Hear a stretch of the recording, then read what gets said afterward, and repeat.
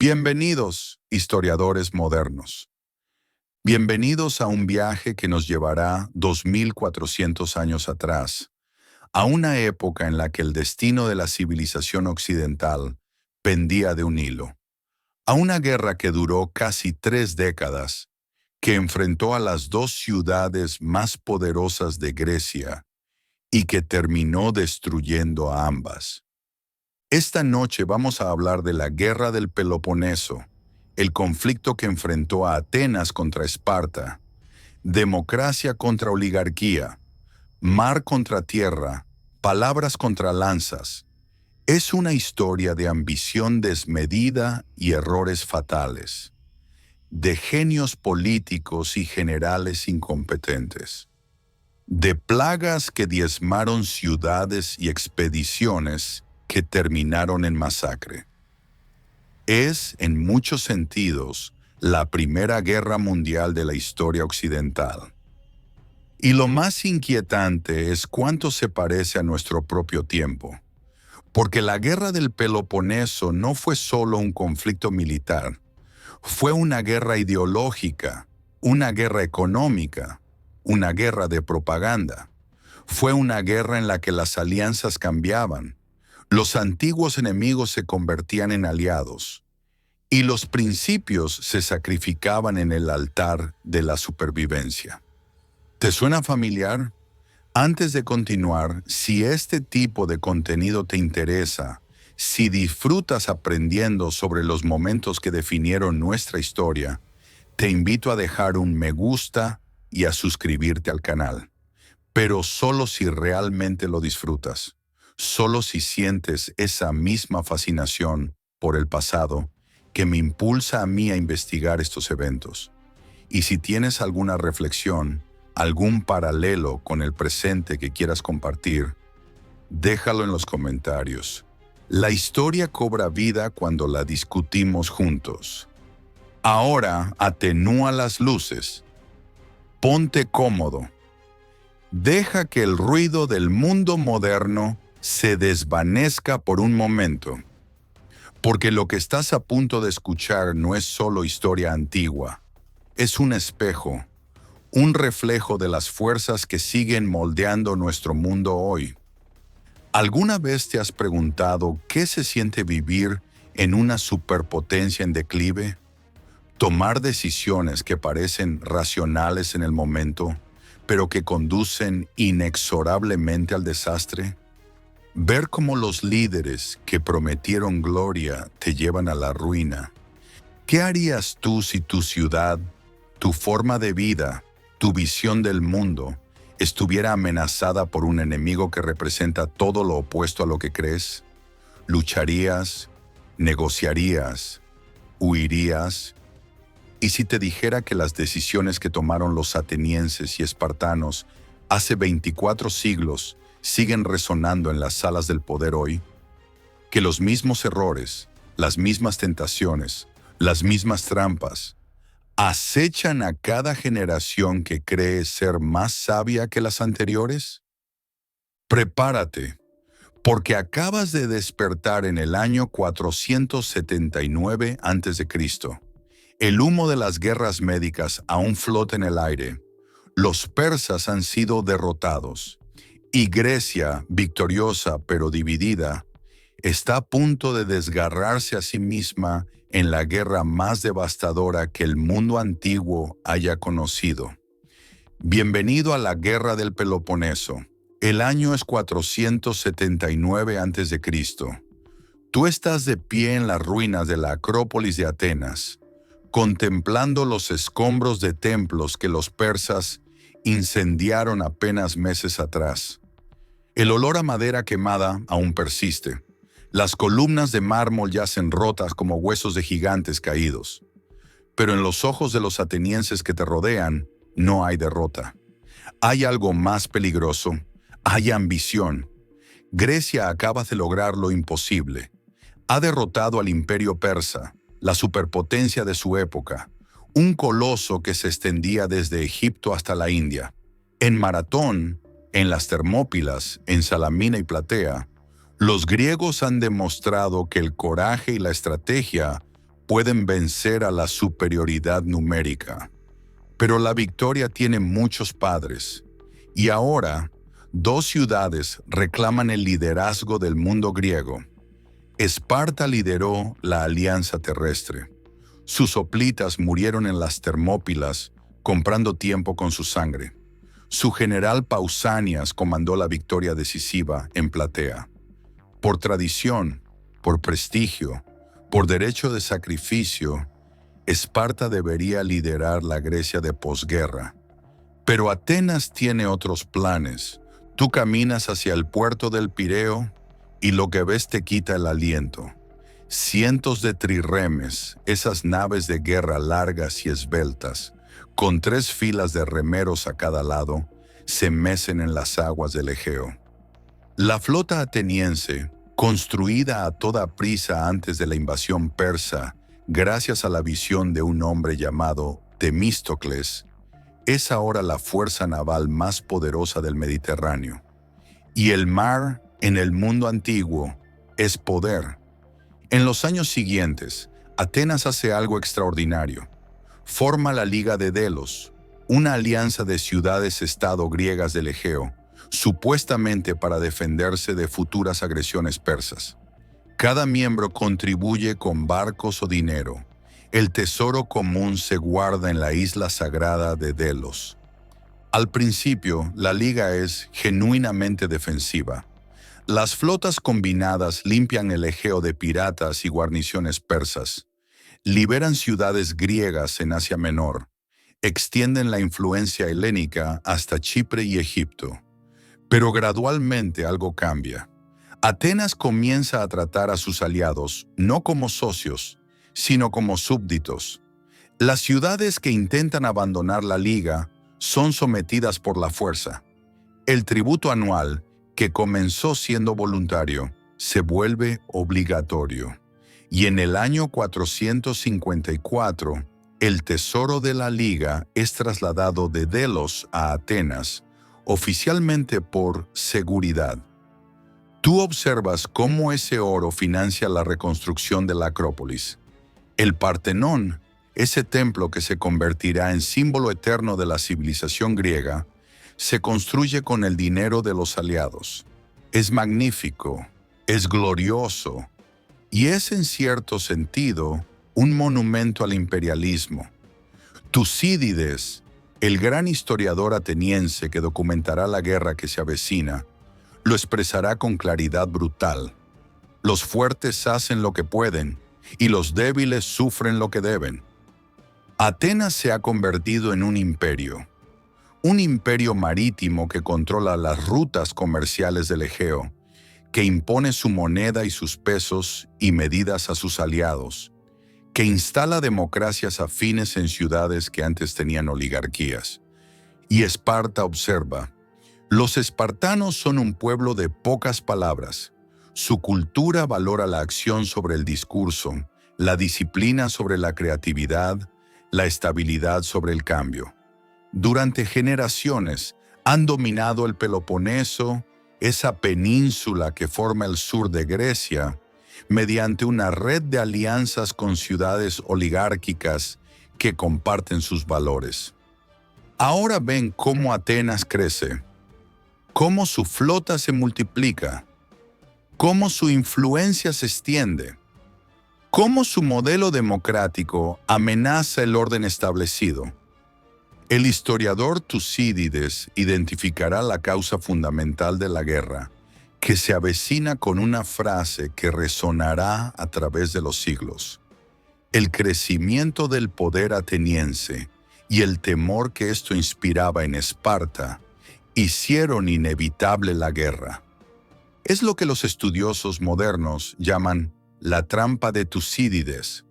Cuando una potencia emergente amenaza a una potencia establecida, la guerra es casi inevitable. Ha sucedido docenas de veces en la historia. Sucederá docenas de veces más. Y en el siglo V a.C. está a punto de suceder en Grecia. Pero antes de que las lanzas choquen y la sangre fluya, debemos entender a los dos contendientes, porque esta no es solo una guerra entre ciudades. Es una guerra entre ideas, entre formas de vida, entre visiones del mundo radicalmente opuestas.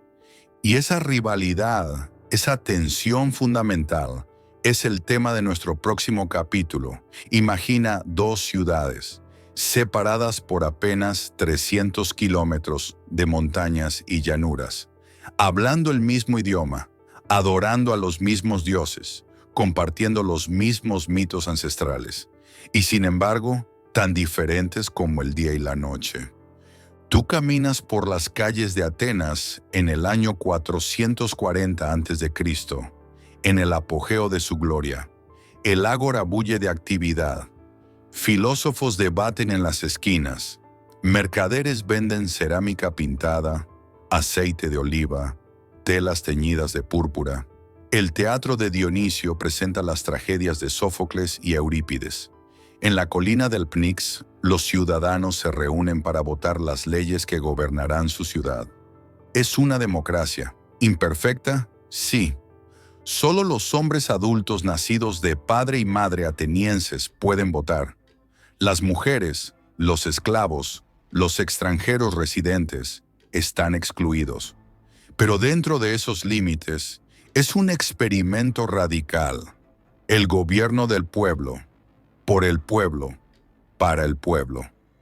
Pericles, el líder que ha dominado la política ateniense durante 3 décadas, lo expresará en su famoso discurso fúnebre. Nuestra constitución no copia las leyes de los estados vecinos. Somos más bien un modelo para otros que imitadores de nadie. Su nombre es democracia, porque la administración está en manos de los muchos, no de los pocos. Atenas es comercio, es debate, es innovación. Su economía depende del mar, de las rutas comerciales que traen grano del Mar Negro, madera de Tracia, metales de España. Su poder militar reside en su flota, en esos 200 trirremes que pueden transportar 40,000 remeros y proyectar fuerza a cualquier punto del Mediterráneo oriental. Ahora cierra los ojos y despierta en Esparta. El contraste es sobrecogedor. No hay murallas. Los espartanos dicen que sus murallas son sus hombres. No hay monumentos ostentosos, ni teatros, ni mercados bulliciosos. Las casas son austeras, funcionales. La riqueza personal es despreciada. El oro y la plata están prohibidos. La moneda es de hierro, deliberadamente pesada e inconveniente para desalentar el comercio. Tú observas a los niños espartanos. A los 7 años son arrancados de sus familias y enviados al agogé, el brutal sistema de entrenamiento que los convertirá en los mejores soldados del mundo conocido. Aprenden a soportar el hambre, el frío, el dolor. Aprenden a obedecer sin cuestionar. Aprenden que la muerte en batalla es el mayor honor y la cobardía la mayor vergüenza. Las mujeres espartanas, a diferencia de sus contrapartes atenienses, reciben educación física, corren, luchan, lanzan jabalina. La lógica es simple: madres fuertes producen hijos fuertes. Tienen más libertades que cualquier otra mujer griega.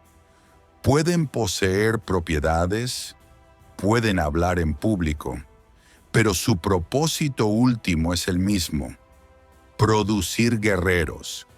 Esparta es oligarquía, es disciplina, es tradición. Su economía depende del trabajo de los ilotas, una población sometida que cultiva la tierra mientras los espartanos se dedican exclusivamente a la guerra.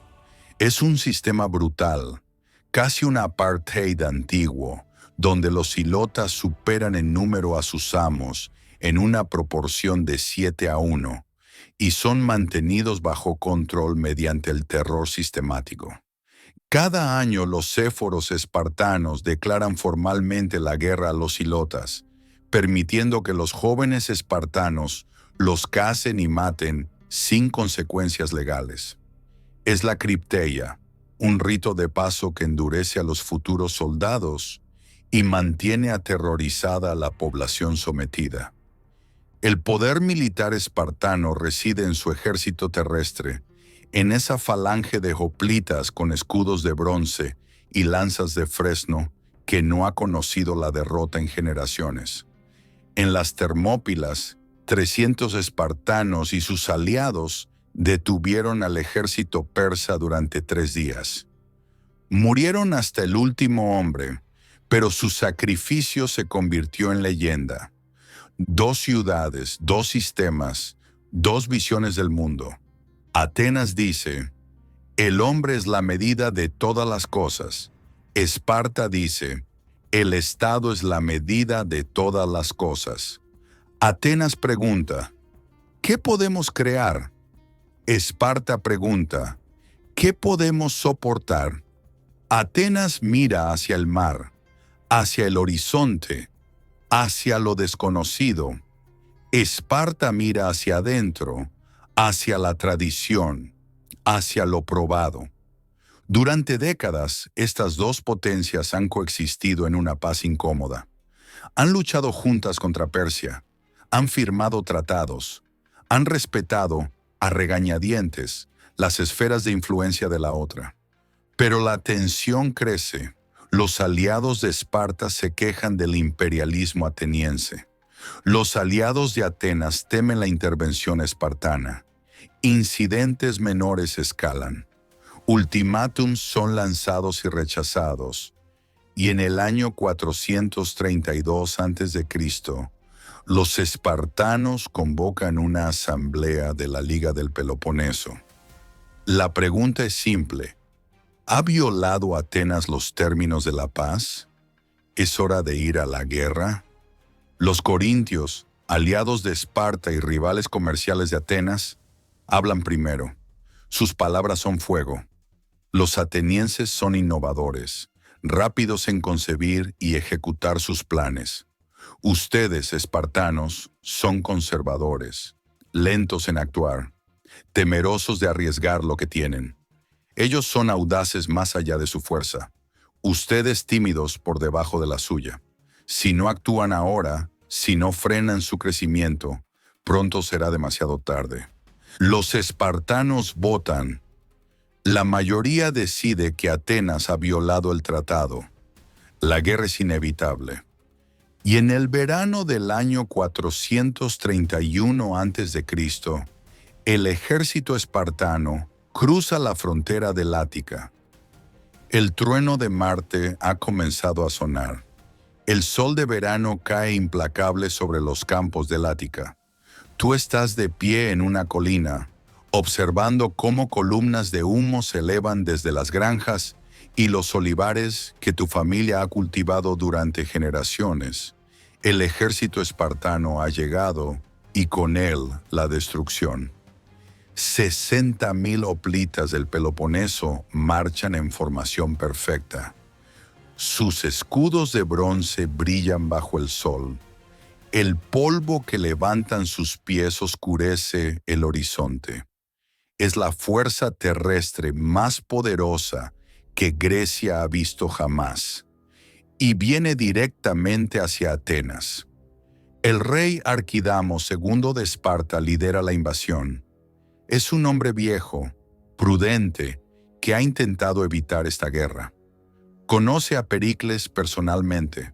Fueron huéspedes el uno del otro en tiempos de paz.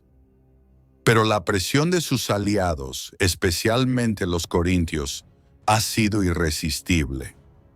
Arquidamo espera que la vista de su ejército devastando el Ática obligue a los atenienses a salir y luchar. Una batalla campal, hoplita contra hoplita, donde la superioridad espartana es indiscutible. Una victoria rápida, un tratado favorable, y todos pueden volver a casa antes del invierno. Pero Pericles tiene otros planes. Tú escuchas el heraldo ateniense proclamar las órdenes en el ágora.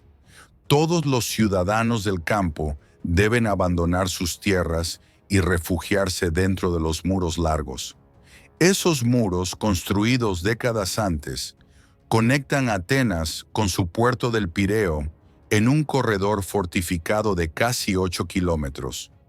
Mientras los muros se mantengan, mientras la flota controla el mar, Atenas puede importar todo lo que necesita.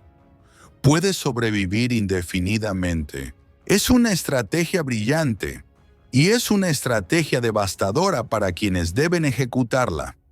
Tú abandonas tu granja, cargas lo que puedes en un carro, algunas herramientas, algo de grano, los objetos sagrados del hogar. Miras hacia atrás una última vez mientras los espartanos prenden fuego a tu casa, a tus establos, a los olivos que tu abuelo plantó. Sientes la rabia arder en tu pecho. Quieres luchar, quieres vengar esta humillación. Pero Péricles ha hablado, y Péricles por ahora tiene razón. La lógica es implacable. El ejército espartano es superior en tierra. Enfrentarlo en batalla abierta sería suicida. Pero Esparta no tiene flota. No puede atacar las rutas comerciales atenienses. No puede asediar una ciudad conectada al mar. Y no puede mantener un ejército en campaña indefinidamente. Los soldados espartanos son también agricultores que deben volver a casa para la cosecha. Mientras tanto, la flota ateniense puede atacar las costas del Peloponeso, saquear ciudades aliadas de Esparta, demostrar que la guerra tiene costos para ambos lados. Es una guerra de desgaste, una guerra de resistencia, una guerra que Atenas puede ganar simplemente no perdiendo. Arquidamo devasta el Ática durante 40 días. Quema granjas, tala olivos, destruye viñedos. Los atenienses observan desde las murallas, impotentes y furiosos. Algunos exigen que Pericles cambie de estrategia, que los deje salir a luchar. Pero Pericles se mantiene firme. Las tierras pueden recuperarse, dice. Los hombres no. Cuando el ejército espartano finalmente se retira, el Ática es un páramo. Pero Atenas sigue en pie. Su flota zarpa hacia el Peloponeso y ataca Metone, Élide, la costa de Laconia. Los espartanos, sin barcos, solo pueden observar cómo sus propias costas arden. El primer año de guerra termina sin una victoria decisiva para ningún bando. Es exactamente lo que Pericles esperaba. Pero la guerra tiene una forma de burlarse de los planes humanos.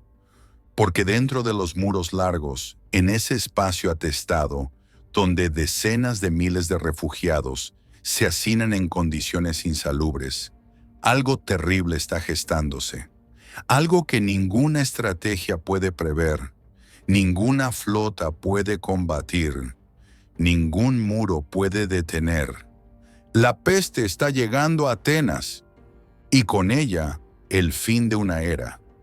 Antes de que la oscuridad descienda, debemos entender al hombre que guió a Atenas hacia esta guerra, porque Pericles no era solo un político, era un visionario, un manipulador, un genio y quizás, al final, un profeta de la destrucción de su propia ciudad. Tú lo ves subir a la tribuna del Pnyx, esa colina donde la asamblea ateniense se reúne para decidir los asuntos del Estado. Es alto, de porte aristocrático, con una cabeza curiosamente alargada que sus enemigos ridiculizan, pero que sus admiradores consideran señal de inteligencia superior. Lleva un casco incluso en tiempos de paz, dicen algunos, para ocultar esa deformidad. Otros dicen que es porque siempre está preparado para la guerra. Pericles ha dominado la política ateniense durante más de 30 años. No es un tirano. Atenas no tiene tiranos. Es un demócrata, elegido año tras año por el pueblo, que ha aprendido a moldear la opinión pública con sus discursos, a construir coaliciones, a neutralizar a sus enemigos. Bajo su liderazgo, Atenas ha alcanzado su máximo esplendor. El Partenón se eleva sobre la Acrópolis. sus columnas de mármol pentélico brillando bajo el sol del Ática, los propileos, el Erecteón, el templo de Atenea Nike, todos son producto de su visión. Sófocles, Eurípides, Fidias, Anaxágoras, los más grandes artistas y pensadores de la época, florecen bajo su patronazgo. Pero Pericles también es el arquitecto del imperio. Es él quien ha transformado la Liga de Delos en un instrumento de dominio ateniense. Es él quien ha usado el tributo de los aliados para embellecer Atenas. Es él quien ha rechazado las demandas espartanas, quien ha llevado a su ciudad al borde de la guerra, quien ahora debe guiarla a través del abismo. Su estrategia es simple en concepto, difícil en ejecución. Atenas no luchará batallas terrestres que no puede ganar. Se refugiará tras sus muros, mantendrá el control del mar, esperará a que Esparta se agote. Es una guerra de paciencia, de resistencia, de nervios. Pero hay un problema que Pericles no ha anticipado completamente. Tú caminas por las calles de Atenas en el segundo verano de la guerra. El hacinamiento es insoportable. Familias enteras viven en tiendas improvisadas, en templos, en los espacios entre los muros largos. El agua escasea, la basura se acumula. El calor del verano griego convierte la ciudad en un horno. Y entonces comienzan los primeros casos. Fiebre alta, ojos enrojecidos, garganta y lengua ensangrentadas, vómitos, diarrea, erupciones en la piel, sed insaciable que ninguna cantidad de agua puede calmar. La peste ha llegado. Tucídides, que sobrevivirá a la enfermedad y la documentará con precisión clínica, describe los síntomas con el detalle de un médico y el horror de un testigo. Los enfermos mueren en 7 u 8 días, consumidos por la fiebre.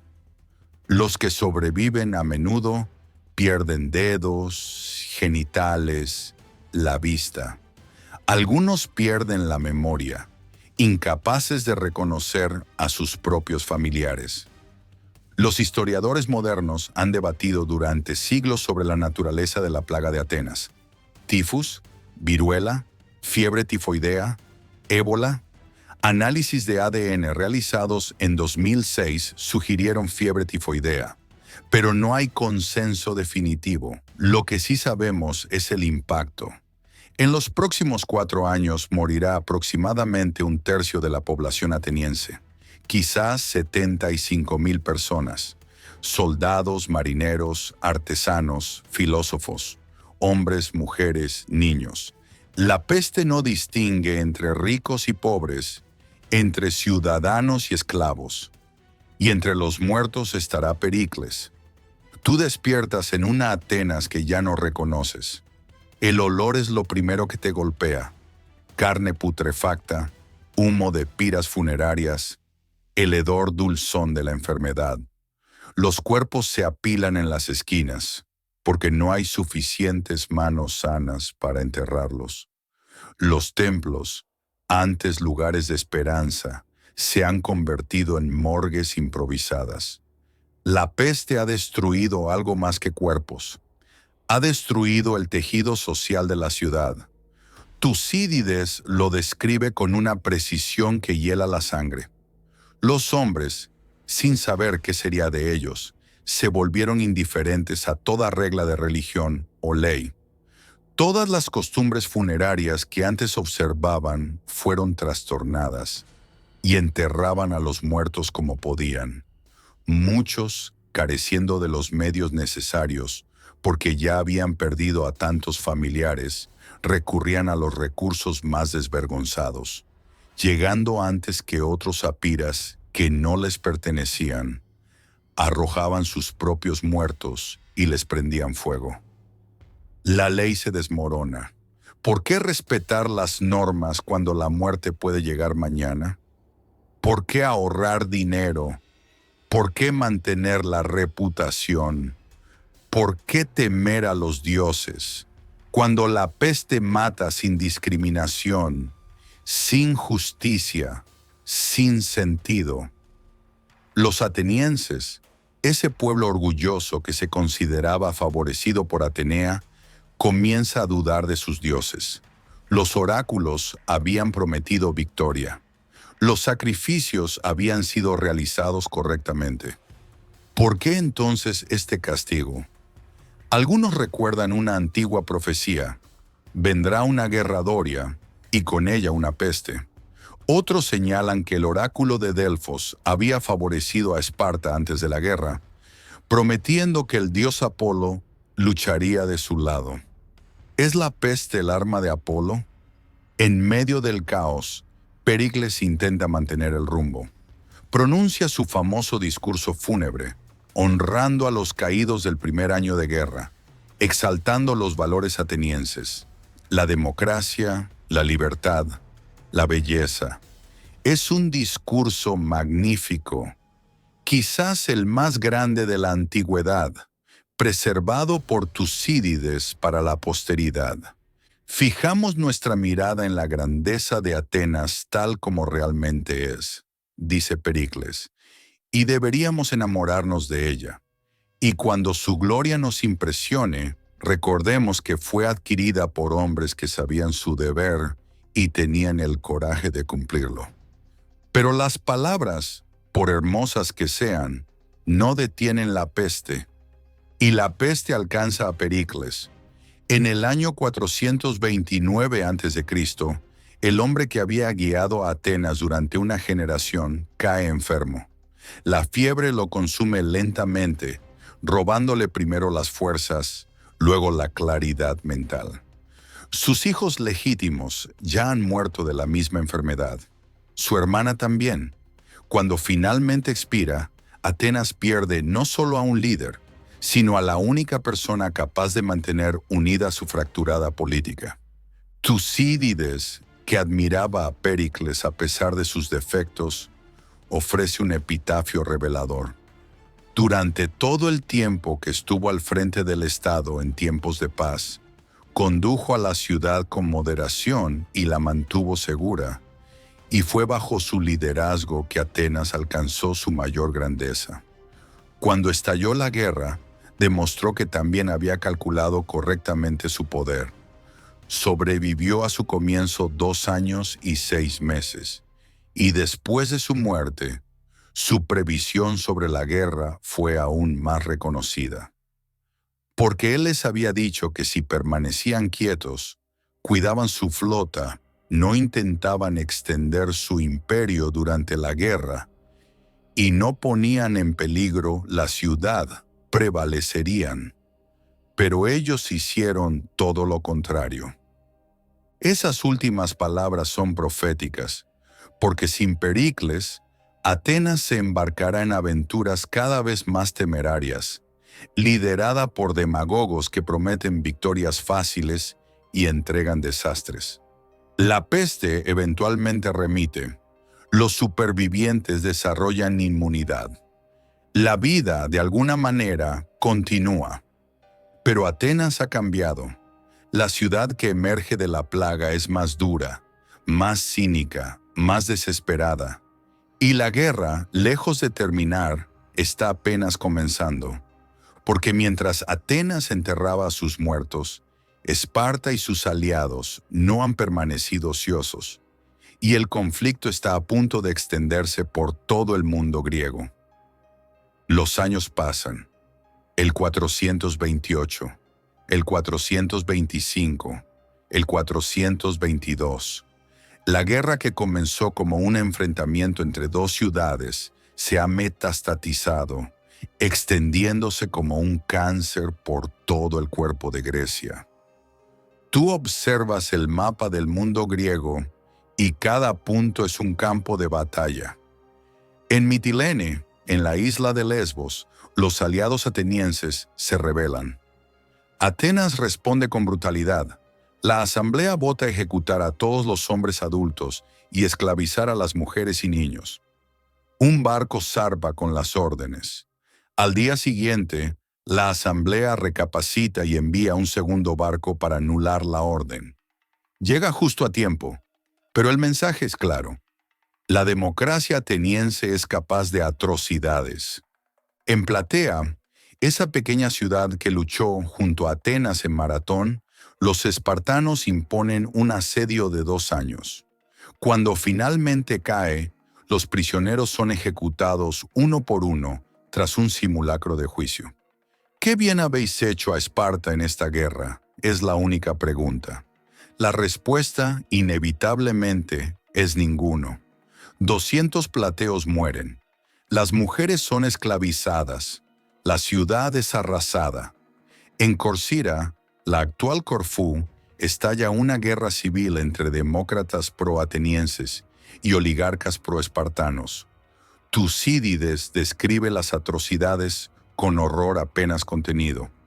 Padres matando a hijos, suplicantes arrancados de los templos y asesinados, prisioneros emparedados vivos en el templo de Dionisio. La muerte se presentó en todas las formas, escribe, y no hubo límite a la violencia. La guerra ha dejado de ser un conflicto entre estados. Se ha convertido en una guerra ideológica, una guerra de clases, donde cada ciudad griega se desgarra entre facciones que buscan el apoyo de Atenas o Esparta. Y sin embargo, hay momentos de luz. En el año 425, un general ateniense llamado Demóstenes logra una victoria impensable. En Pilos, en la costa occidental del Peloponeso, atrapa a un contingente de hoplitas espartanos en la isla de Esfacteria. Por primera vez en la memoria viva, soldados espartanos se rinden en lugar de morir luchando. 120 espartiatas, miembros de la élite guerrera, son llevados a Atenas como prisioneros. El mundo griego queda atónito. Los espartanos, esos guerreros que supuestamente preferían la muerte a la deshonra, se han rendido. El mito de la invencibilidad espartana se resquebraja. Atenas, envalentonada, rechaza ofertas de paz. Cleón, el demagogo que ha sucedido a Pericles como líder popular, promete más victorias, más conquistas, más gloria. La guerra continúa. Pero en el año 422, tanto Cleón como Brásidas, el brillante general espartano que ha llevado la guerra al norte de Grecia, mueren en la batalla de Anfípolis. Con los halcones de ambos bandos muertos, finalmente hay espacio para la negociación. En el año 421, Atenas y Esparta firman la paz de Nicias, llamada así por el general ateniense que la negoció. El tratado establece una tregua de 50 años, el intercambio de prisioneros, la devolución de territorios conquistados. Tú respiras aliviado. Después de 10 años de guerra, de peste, de atrocidades, finalmente hay paz. Pero la paz es una ilusión. Los aliados de Esparta, especialmente Corinto y Tebas, se niegan a aceptar los términos. Las tensiones persisten, los incidentes se multiplican, y en Atenas, un joven aristócrata de extraordinaria belleza, inteligencia y ambición está ascendiendo al poder. Su nombre es Alcibíades, y su visión llevará a Atenas a su mayor aventura y a su mayor catástrofe. El año es 415 a.C. Tú estás en el puerto del Pireo, y lo que ves te quita el aliento. 134 trirremes, 5.100 hoplitas, 1.300 arqueros, honderos y tropas ligeras, 30 barcos de transporte cargados de suministros. Es la expedición militar más grande que Atenas ha lanzado jamás, más grande incluso que las flotas que lucharon contra Persia. Y su destino es Sicilia. Alcibíades ha convencido a la asamblea ateniense de que la conquista de Siracusa, la ciudad más poderosa de Sicilia, transformará la guerra. Con los recursos sicilianos, el grano, la madera, el oro, Atenas podrá aplastar definitivamente a Esparta. Es un plan audaz, visionario, irresistible.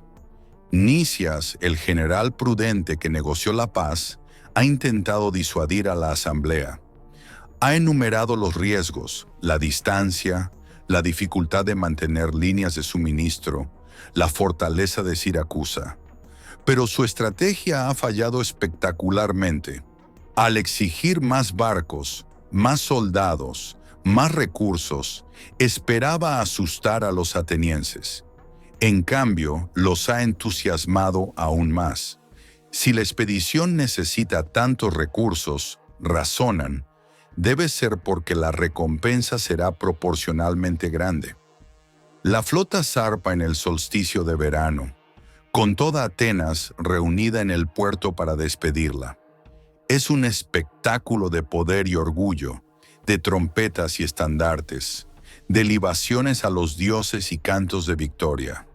Nadie imagina que la mayoría de estos hombres nunca volverá a ver su hogar. Pero incluso antes de que la flota llegue a Sicilia, el desastre comienza a gestarse. Una noche, poco antes de la partida, alguien mutila los Hermes de Atenas. Esas estatuas del dios Hermes, con sus rostros barbados y sus falos erectos, que protegen las entradas de las casas y los cruces de caminos. Docenas de ellas aparecen con los rostros destrozados, los falos arrancados. Es un sacrilegio de proporciones inimaginables. Un presagio terrible para una expedición que depende del favor divino. Y los rumores apuntan a Alcibíades. No hay evidencia concluyente de su participación, pero Alcibíades tiene enemigos, muchos enemigos, que aprovechan el escándalo para destruirlo. Se le acusa no solo de la mutilación de los Hermes, sino de parodiar los misterios de Eleusis, los rituales secretos más sagrados de Atenas. Alcibíades exige un juicio inmediato, antes de partir. Sus enemigos se niegan, que vaya a Sicilia, dicen, y sea juzgado a su regreso.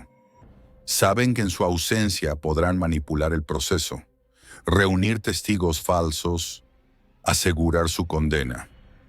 La flota parte con Alcibíades al mando junto a Nicias y Lámaco, pero semanas después un barco llega a Sicilia con órdenes de arrestarlo y llevarlo de vuelta a Atenas para ser juzgado. Alcibíades, sabiendo que el juicio será una farsa, escapa, huye a Esparta, el enemigo mortal de su ciudad, y ofrece sus servicios a quienes ha combatido toda su vida. Es la traición más espectacular de la guerra, y sus consecuencias serán devastadoras, porque Alcibíades conoce los planes atenienses, conoce las debilidades de la expedición, y aconseja a los espartanos exactamente cómo destruirla. En Sicilia, sin el liderazgo carismático de Alcibíades, la expedición se estanca. Nicias, enfermo y pesimista, no logra tomar Siracusa por asalto. El asedio se prolonga. Los siracusanos reciben refuerzos de Esparta, liderados por el general Gilipo. La situación se invierte. Ahora son los atenienses quienes están sitiados. En el año 413, Atenas envía una segunda flota de refuerzo, 73 barcos más, 5.000 hoplitas más. Es un esfuerzo desesperado por salvar una expedición que ya está condenada. No es suficiente. En septiembre del 413, la flota ateniense es destruida en el gran puerto de Siracusa. Los supervivientes intentan escapar por tierra, pero son cazados como animales. Nicias y Demóstenes, los dos generales, son capturados y ejecutados. Los prisioneros comunes, quizás 7.000 hombres, son arrojados a las canteras de Siracusa, donde mueren de hambre, sed y enfermedades bajo el sol siciliano. Tucídides resume el desastre con palabras que resuenan a través de los siglos. Esta fue la mayor acción helénica de esta guerra y, en mi opinión, la mayor de todas las acciones helénicas de las que tenemos registro, la más gloriosa para los vencedores, la más calamitosa para los vencidos. Fueron derrotados en todo y completamente. Sus sufrimientos fueron grandes en todos los aspectos. Fue, como dicen, destrucción total. Ejército, flota, todo fue destruido, y pocos de muchos regresaron a casa. Atenas ha perdido 200 barcos, ha perdido decenas de miles de sus mejores hombres, ha perdido el aura de invencibilidad que la había protegido durante generaciones. Y sus enemigos, oliendo sangre, se preparan para el golpe final. Hay una ironía amarga en lo que está a punto de suceder. Una ironía que habría hecho llorar a los héroes de las Termópilas, a los marineros de Salamina, a todos aquellos que dieron su vida para mantener a Grecia libre del dominio persa. Porque ahora, Esparta extiende la mano hacia el gran rey. Tú observas la escena en la corte de Sardes, la capital persa de Asia Menor. Embajadores espartanos, esos hombres de pocas palabras y muchas acciones, negocian con Tisafernes, el sátrapa del rey Darío II. El trato es simple. Persia financiará una flota espartana. A cambio, Esparta reconocerá el derecho persa sobre las ciudades griegas de Asia Menor. Es una traición a todo lo que Esparta supuestamente representa. Esas ciudades griegas fueron liberadas del dominio persa por la Liga de Delos, liderada por Atenas. Ahora Esparta las vende de vuelta a cambio de oro, pero la guerra tiene su propia lógica, y la lógica dice que quien controle el mar ganará la guerra. Atenas, a pesar del desastre siciliano, aún tiene barcos, aún tiene marineros experimentados, aún controla las rutas comerciales del Egeo. Para derrotarla definitivamente, Esparta necesita una flota, y para construir una flota necesita dinero. Persia tiene dinero, montañas de oro extraído de las minas de su vasto imperio. Y Persia tiene una cuenta pendiente con Atenas, la ciudad que apoyó las revueltas jónicas, que quemó Sardes, que humilló a Jerjes en Salamina. El enemigo de mi enemigo es mi amigo. Es una lógica tan antigua como la guerra misma. Alcibíades, el traidor ateniense, juega un papel crucial en estas negociaciones. Desde su exilio en Esparta, ha aconsejado a los lacedemonios sobre cómo derrotar a su propia ciudad. Ha seducido a la esposa del rey, Agis II, engendrando un hijo que algunos creen heredero al trono espartano. Ha sobrevivido mediante su ingenio, su encanto, su absoluta falta de escrúpulos. Pero Alcibíades es un superviviente, y cuando siente que su posición en Esparta se vuelve precaria, huye de nuevo. Esta vez hacia Persia. En la corte de Tisafernes, Alcibíades cambia de bando una vez más. Ahora aconseja al sátrapa que no apoye demasiado a Esparta, que mantenga a los griegos luchando entre sí, debilitándose mutuamente hasta que Persia pueda recoger los pedazos de una Grecia exhausta. Es un consejo maquiavélico, digno de un hombre que ha traicionado a todos los que alguna vez confiaron en él. Pero también es un consejo que sirve a sus propios intereses, porque Alcibíades está negociando su regreso a Atenas. En el año 411, la flota ateniense estacionada en Samos se rebela contra el gobierno oligárquico que brevemente ha tomado el poder en Atenas. Los marineros, en su mayoría ciudadanos pobres, que reman en los trirremes, son ferozmente democráticos y están dispuestos a perdonar a Alcibíades si puede traerles la alianza persa. Alcibíades, siempre el oportunista, acepta. Promete que Tisafernes cambiará de bando, que el oro persa fluirá hacia Atenas en lugar de Esparta, Es una promesa que no puede cumplir, pero no importa. Lo que importa es que está de vuelta. Y contra todo pronóstico, Alcibíades demuestra ser tan brillante como general como lo es como político. En los años siguientes, lidera una serie de victorias navales que restauran brevemente la fortuna ateniense. En Cícico, en el año 410, destruye una flota espartana y captura a su almirante. En Ábidos y Bizancio asegura el control ateniense del Helesponto, esa estrecha franja de agua que conecta el Egeo con el Mar Negro y por donde fluye el grano que alimenta Atenas. En el año 407, Alcibíades regresa triunfalmente a Atenas. La ciudad que lo condenó a muerte ahora lo recibe como un héroe. Sus propiedades son restauradas, sus honores devueltos. Es elegido estratego con poderes especiales, el líder militar supremo de una ciudad desesperada por un salvador. Pero la redención de Alcibíades será breve, porque Persia ha tomado una decisión. Tisafernes, con su política de equilibrio, ha sido reemplazado por Ciro el Joven, hijo del gran rey, un príncipe ambicioso que quiere resultados rápidos. Y Ciro ha decidido apostar todo por Esparta. El oro persa fluye ahora sin restricciones hacia las arcas espartanas. Un nuevo almirante, Lisandro, está construyendo una flota que rivalizará con la ateniense. Y Lisandro es algo que Esparta rara vez produce. Un comandante naval de genio. La balanza está a punto de inclinarse definitivamente.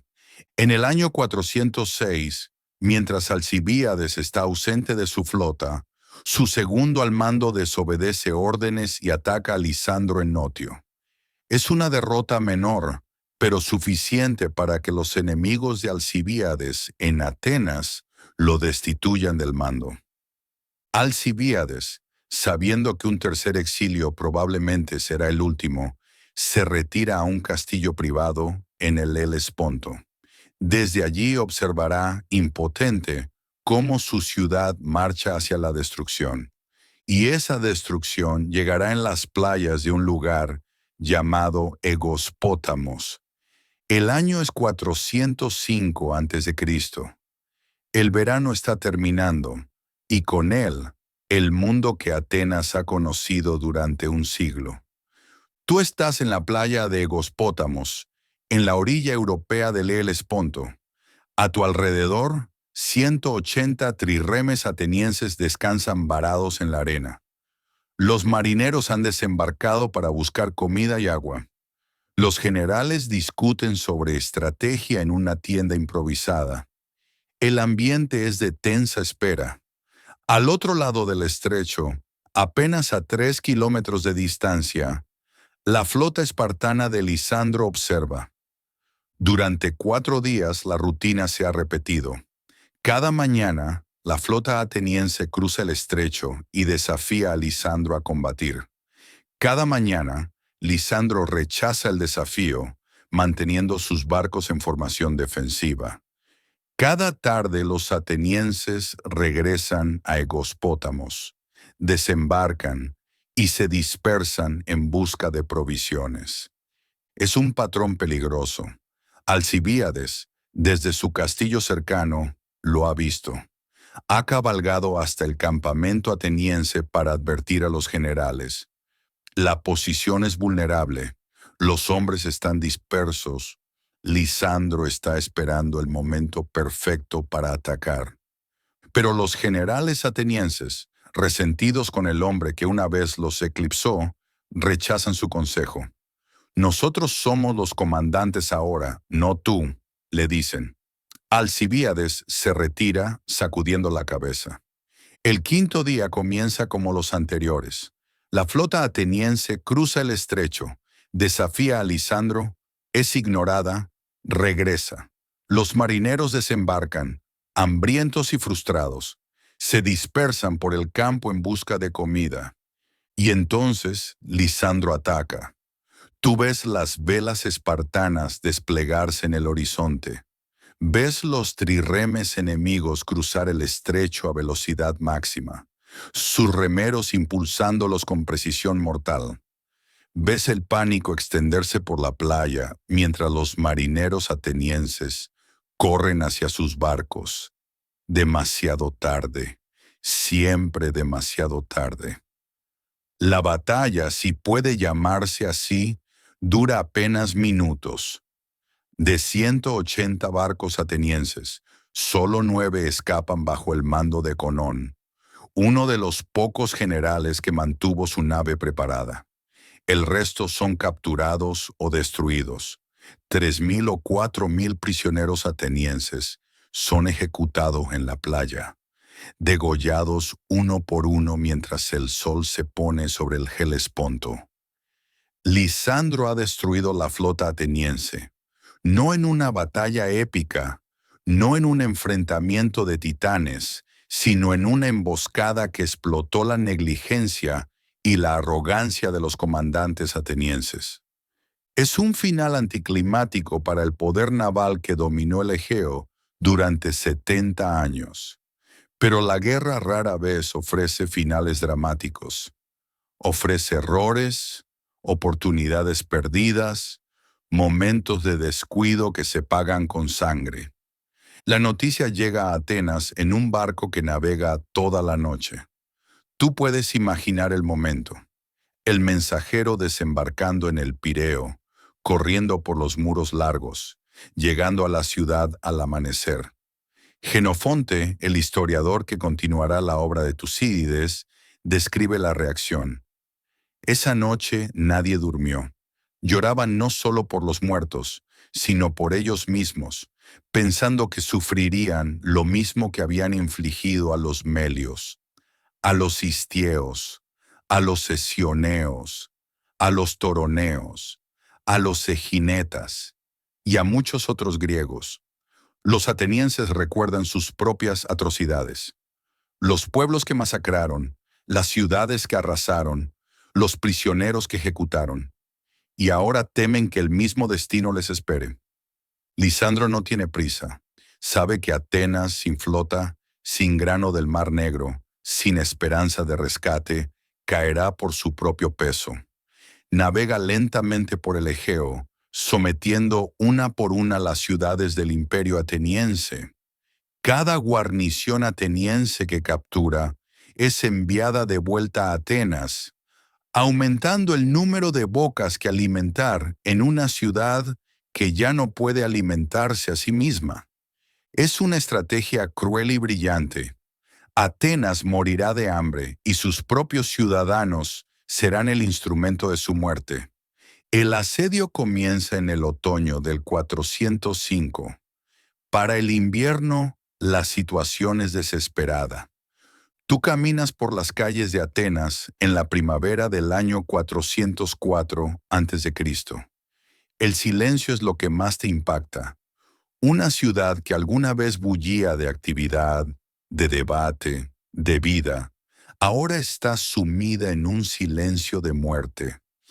Los graneros están vacíos, los mercados desiertos, los rostros de los ciudadanos demacrados por meses de hambre. Los niños ya no juegan en las calles. Los ancianos mueren en sus casas, demasiado débiles para buscar ayuda. Atenas está muriendo. Durante meses la asamblea ha debatido qué hacer. Los halcones exigen resistencia hasta el final, muerte antes que deshonra. Los moderados buscan términos de rendición que preserven algo de la dignidad ateniense. Los traidores, siempre presentes en tiempos de crisis, negocian secretamente con el enemigo.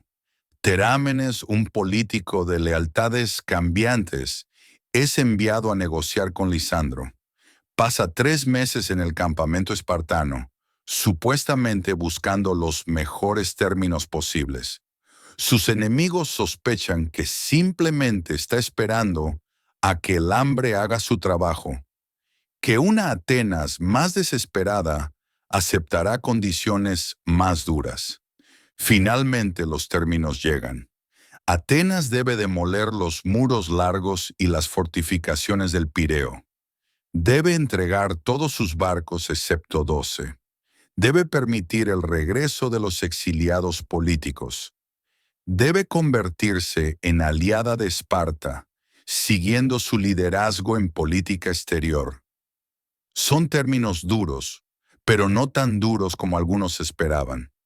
Corinto y Tebas, los aliados más vengativos de Esparta, habían exigido la destrucción total de Atenas, la esclavización de su población, la siembra de sal en sus campos. Esparta, quizás recordando que Atenas luchó junto a ella contra Persia, quizás temiendo el vacío de poder que dejaría su destrucción, rechaza esas demandas. Atenas vivirá, pero el imperio ateniense ha muerto. En abril del 404, Lisandro entra en el Pireo con su flota. Tú observas desde las murallas mientras los barcos espartanos llenan el puerto que una vez fue el corazón del poder ateniense. Los marineros espartanos desembarcan, no como conquistadores saqueadores, sino como vencedores disciplinados que han venido a supervisar el cumplimiento de los términos. Y entonces comienza la demolición. Tú escuchas el sonido de los picos golpeando la piedra. Ves las nubes de polvo elevarse mientras los muros largos, esas fortificaciones que protegieron a Atenas durante 70 años, son derribadas bloque a bloque. Las mujeres espartanas, traídas especialmente para la ocasión, bailan y tocan flautas mientras los muros caen. Es una humillación deliberada, un espectáculo diseñado para marcar el fin de una era. Jenofonte describe la escena con una frase que captura la magnitud del momento. Consideraban ese día como el comienzo de la libertad para Grecia. Libertad. Es una palabra extraña para describir lo que está sucediendo, porque la libertad que Esparta ofrece es la libertad de la oligarquía, la libertad de los pocos para gobernar a los muchos, la libertad del silencio y la obediencia. En Atenas, la democracia es abolida. Un gobierno de 30 oligarcas, conocidos para la posteridad como los 30 tiranos, toma el poder con el respaldo de una guarnición espartana. Critias, el más radical de los 30, inicia un reinado de terror, confiscaciones, exilios, ejecuciones. En 8 meses, los 30 matarán a más atenienses que los espartanos en toda la guerra. Es una ironía final, amarga y sangrienta. Atenas sobrevivió a la guerra solo para ser destruida por sus propios ciudadanos. La democracia será eventualmente restaurada en el año 403, cuando los exiliados democráticos regresen y derroten a los oligarcas. Pero la Atenas que emerja de esa restauración será una sombra de su antiguo ser. Sin imperio, sin flota, sin la confianza que una vez la hizo grande. Y Esparta, la victoriosa, descubrirá que ganar la guerra es más fácil que ganar la paz. Su hegemonía durará apenas 3 décadas antes de colapsar en Leuctra, derrotada por Tebas. Y Tebas, a su vez, caerá ante Macedonia. Y Macedonia producirá a Alejandro, que conquistará el mundo conocido y difundirá la cultura griega hasta los confines de la tierra. Pero eso es otra historia. Por ahora, en la primavera del 404 a.C., solo hay silencio. El silencio de los vencidos. El silencio de una civilización que se ha desangrado a sí misma en casi 3 décadas de guerra fratricida. El silencio de Grecia. Y así llegamos al final de nuestro viaje. 27 años de guerra, decenas de miles de muertos, ciudades arrasadas, familias destruidas, ideales traicionados. ¿Qué hemos aprendido? Quizás que el poder sin sabiduría es autodestructivo. Atenas tenía la flota más poderosa del Mediterráneo, la democracia más avanzada de su tiempo, los artistas y filósofos más brillantes del mundo antiguo. Y lo perdió todo por arrogancia, por ambición desmedida, por la incapacidad de reconocer sus propios límites. Quizás que la victoria militar no garantiza la paz. Esparta ganó la guerra, pero no supo qué hacer con su victoria. Su hegemonía fue breve, brutal y estéril. No dejó templos, ni tragedias, ni filosofías. Solo el recuerdo de una disciplina que al final no sirvió para nada. Quizás que las guerras entre hermanos son las más destructivas. Griegos contra griegos, demócratas contra oligarcas, ciudades que compartían idioma y dioses y ancestros, desgarrándose mutuamente mientras el viejo enemigo persa observaba y financiaba la carnicería. Tucídides escribió su historia, nos dice, porque creía que eventos similares volverían a ocurrir mientras la naturaleza humana siga siendo la misma. Escribió para el futuro, para nosotros, esperando que aprendiéramos de los errores de nuestros antepasados. Hemos aprendido. Mira el mundo a tu alrededor, las potencias emergentes que desafían a las establecidas, las guerras ideológicas que desgarran naciones, los líderes que prometen gloria y entregan desastre, los imperios que se extienden más allá de su capacidad de sostenerse. La trampa de Tucídides sigue acechando.